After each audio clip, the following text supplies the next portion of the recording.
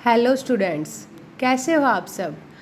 तो हमने पिछली वीडियो में सीखा था कि नाउन क्या होते हैं, उनके एग्जाम्पल, नाउन के टाइप्स क्या होते हैं। तो आज हम कुछ नया सीखेंगे।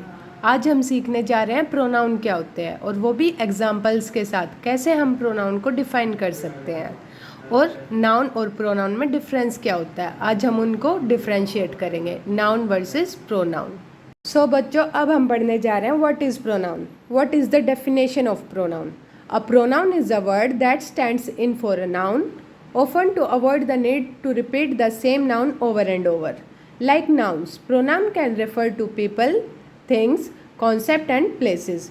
Most sentences contain at least one noun or pronoun. मतलब प्रोनाउन वो वर्ड होते हैं जो नाउन को रिप्लेस करते हैं, जो नाउन की जगह यूज़ होते हैं। Pronoun is a word that stands in for a noun. मतलब प्रोनाउन नाउन की जगह यूज़ हो सकते हैं। और जैसे हमने एग्जाम्पल लिया राम इज़ प्लेइंग, अब हम इसकी जगह लगा सकते हैं ही इज़ प्लेइंग। तो राम की जगह हमने किया है ही यूज़, तो ही हमारा प्रोनाउन है।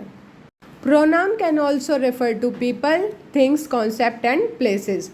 Most sentences contain at least one noun और प्रोनाउन। मतलब हर सेंटेंस में कम से कम एक नाउन और प्रोनाउन जरूर होता है। और प्रोनाउंस भी people, things, concept and places को रेफ़र करते हैं। तो सिंपल हो गया बच्चों, प्रोनाउन वो होते हैं जो नाउन को रिप्लेस करते हैं। अब हम नाउन को बार बार एक सेंटेंस में यूज़ नहीं कर सकते। जैसे Ram is playing, Ram goes to the playground, Ram picks up the ball. तो अब हम राम की जगह ही यूज़ कर सकते हैं, और ही हमारा हो गया pronoun.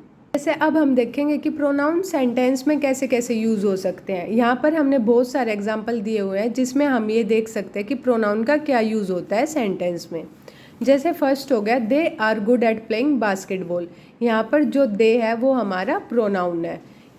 Second one is she has many chocolates in her pocket. यहाँ पर शी एंड हर हमारा प्रोनाउन है। Third one is you have to come to my birthday party. यहाँ पर यू माई प्रोनाउन है।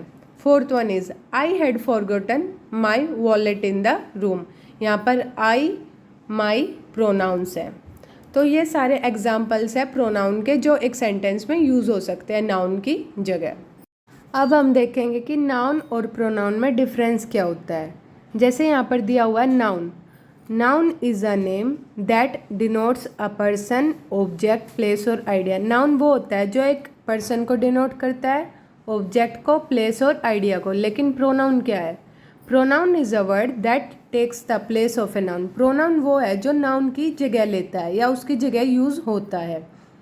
Second one is there are many nouns in the languages. मतलब इसका मतलब यहाँ हो गया कि एक लैंग्वेज में बहुत सारे नाउन हो सकते हैं।